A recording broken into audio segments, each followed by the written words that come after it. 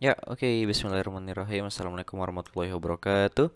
Jadi, ini adalah kajian investasi ilegal yang merupakan tugas dari mata kuliah Pasar Modal Syariah ISQ Business School. Kita langsung saja.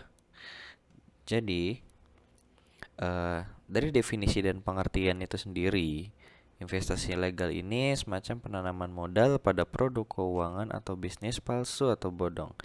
Jadi kamu diminta untuk menanamkan modal pada suatu produk atau bisnis yang sebenarnya nggak ada, sehingga oknum penipu akan membawa kabur uang tersebut. Hal ini biasa terjadi karena banyak hal, salah satunya adalah ketidakwaspadaan masyarakat akan tindak penipuan investasi bodong dan hanya tergiur keuntungan besar yang ditawarkan. Investasi ini nggak memiliki izin dari OJK atau lembaga negeri terkait. Eh, Biar lebih waspada lagi, kita juga perlu mengetahui skema dan cara kerjanya. Jadi, biasanya kamu akan diminta untuk menanamkan modal pada suatu produk atau bisnis yang sebenarnya tidak ada, sehingga penipu nanti akan membawa kabur uangnya.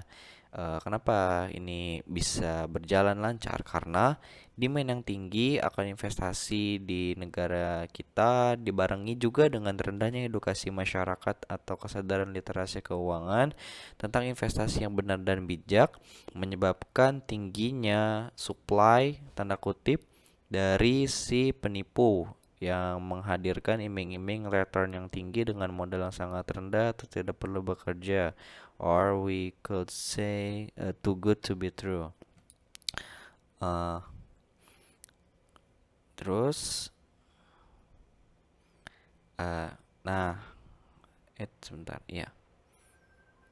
POJK sendiri, POJK investasi ilegal di Indonesia sendiri sudah ada diterapkan, yakni dengan adanya dibentuknya Satuan Tugas Penanganan Dugaan Tindakan Melawan Hukum di bidang penghimpunan dana masyarakat dan pengelolaan investasi atau biasa disebut Satgas Waspada Investasi, merupakan wadah koordinasi antar regulator, instansi pengawas, instansi penegak hukum, dan pihak lain yang terkait dalam hal penanganan dugaan tindakan melawan hukum di bidang penghimpunan dana masyarakat dan pengelolaan investasi. Satgas Waspada ini investasi ini sendiri telah dibentuk melalui surat keputusan Ketua Bapepam dan LK nomor bla bla bla bla bla tanggal 20 Juni 2007 untuk masa kerja tahun 2007 yang diperbarui setiap tahunnya. Satgas ini terus berusaha untuk menghentikan investasi ilegal dan memberikan edukasi kepada masyarakat agar cerdas dalam berinvestasi dan semakin waspada.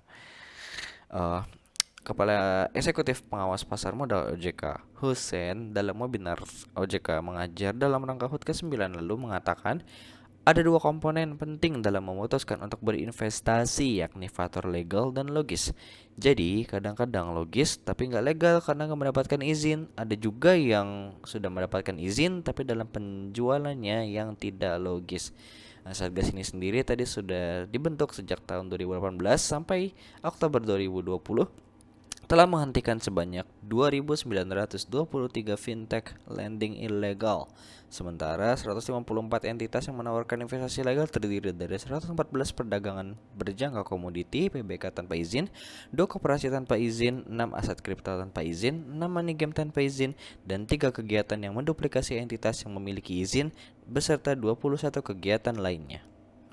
Contoh-contoh investasi legal di Indonesia bisa kita lihat dari beragam sumber yang kami dapatkan.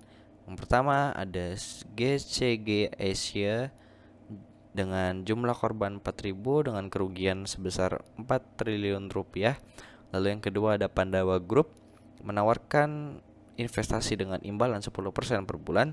Jumlah korban sebanyak 549.000 orang dengan nilai kerugian mencapai 3,8 triliun rupiah. Akhirnya vonis putusan untuk kasus ini oleh Pengadilan Negeri Depok, yakni menetapkan 7 sampai 15 tahun penjara kepada para pelaku. Lalu Dream for Freedom yang ada jumlah korban hingga 700.000 dengan nilai kerugian mencapai 3,5 triliun rupiah. Lalu kasus 4 travel umroh yang sempat besar, di media massa, yakni dengan jumlah korban mencapai 164.757 orang dengan nilai kerugian mencapai 3,4 triliun rupiah yang saat ini kasusnya masih dalam proses hukum. Lalu juga ada PT Cakra Buana Sukses Indonesia dengan investasi konsorsium mendulang emas 9% per bulan dengan jumlah korban 170.000 orang dengan nilai kerugian mencapai 1,6 triliun rupiah. Putusan pengadilan Cirebon menetapkan bagi para pelaku yakni 7 tahun penjara.